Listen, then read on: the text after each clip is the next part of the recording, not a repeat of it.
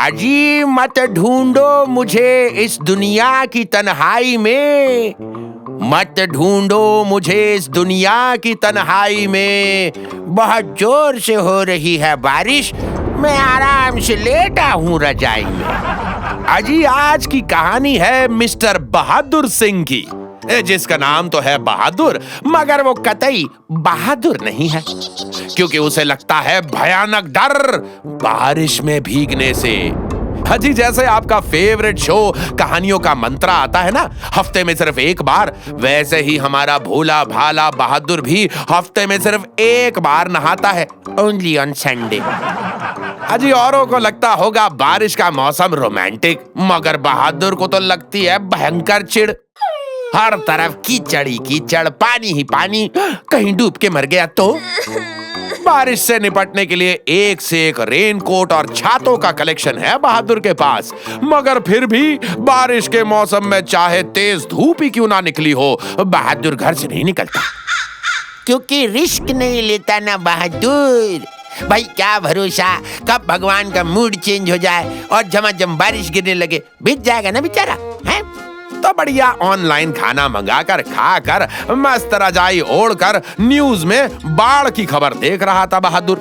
News anchor बोला, आज की ताजा खबर, बिहार के मुर्शिदाबाद के पास भारी बरसात के कारण आ गई बाढ़, पानी में डूबने से हुई 10 लोगों की मौत, आर्मी की टीम रेस्क्यू ऑपरेशन में लगातार जुटी हुई है। न्यूज देखकर सोच रहा था बहादुर कि भाई बाप रे बाप, पता नहीं कैसे उठा लेते हैं ये आर्मी वाले इतना खतरा। ऐसी ऐसी जगह जाते हैं जहां जान का इतना ज्यादा खतरा होता है, पूरा गांव पानी में डूबा हुआ है, मगर फिर भी वहां जाकर लोगों की जान बचाते हैं। ये सब सोच रहा था बहादुर की तभी दरवाजे की घंटी बजी। दरवाजे पे पोस्टमैन चिट्ठी लिए खड़ा था, जिसमें आया था बहादुर के इंडियन आर्मी ज्वाइन करने का फरमान। दरअसल कुछ दिनों पहले ही बहादुर ने बहादुरी दिखाते हुए भर दिया था इंडियन आर्मी ज्वाइन करने का फॉर्म। पढ़ाई में तो होशियार था ही, इसलिए रिटन एग्जाम पास कर लिया, और फिजिकली भी वो फिट था, इसलिए ट्रेनिंग भी क्लियर कर ली।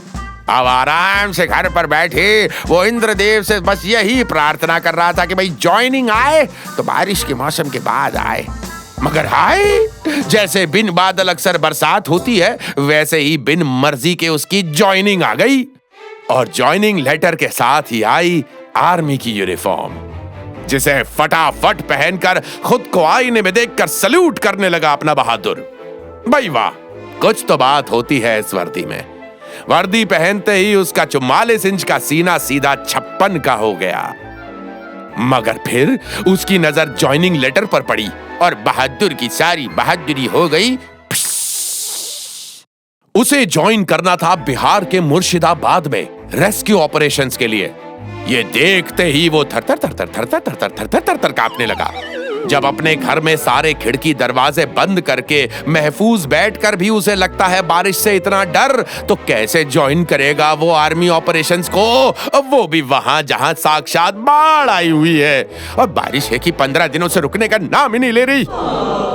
मन ही मन सोच लिया उसने कि उसमें नहीं है इतनी हिम्मत, नहीं ज्वाइन करनी है उसे आर्मी। माफी मांग लेगा वो अपने सीनियर से, कह देगा कि भाई वो इस लायक नहीं कि आर्मी ज्वाइन कर सके। कि तभी पोस्टमैन से खबर सुनकर सोसाइटी के सेक्रेटरी साहब वहां आ गए और आते ही बोले, ओ जी बहादुर, ओ भाई, ओ तू आर्मी ज्वाइन कर रहा। इससे पहले कि बहादुर कुछ कह पाता, सेक्रेटरी साहब फिर से बोले, ओ यार वाह बहादुर पुत्र वाह, ओ यार दिल खुश कर देता। ओ पता सी मैनू ऐसी बहादुरी दा काम कोई तेरे वर्गा बहादुरी कर सकता है। बहादुर बताना तो चाहता था कि नहीं है वो बहादुर, अब नहीं ज्वाइन करना है उसे आर्मी, मना करने ही वाला था वो अपने अफसरों को। मगर सेक्रेटरी साहब के पीछे पीछे कॉलोनी के और भी कुछ लोग वहां इकट्ठा हो गए।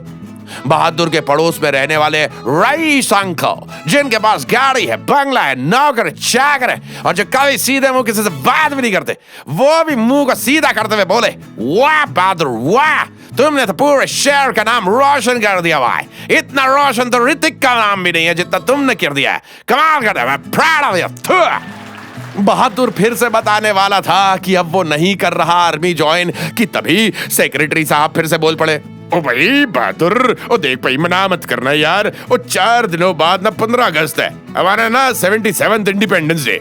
और हर बार की तरह ना इस बार भी हमारी सोसाइटी में फ्लैग होइस्टिंग होगी। और मैं चाहता हूँ जी, मैं क्या सोसाइटी में सभी चाहते हैं कि इस बार सोसाइटी में फ्लैग होइस्टिंग तुम करो यार। ये सुनते ही बहादुर की आंखों में खुशी के आंसू आ गए। जो लोग बहादुर को हमेशा डरपोक, नकारा, निकम्मा समझते थे, आज उसे वर्दी में देखते ही उसकी इतनी इज्जत करने लगे। कुछ तो बात है इस वर्दी में, न जाने कैसे, मगर अब बहादुर को जरा भी डर नहीं लग रहा था।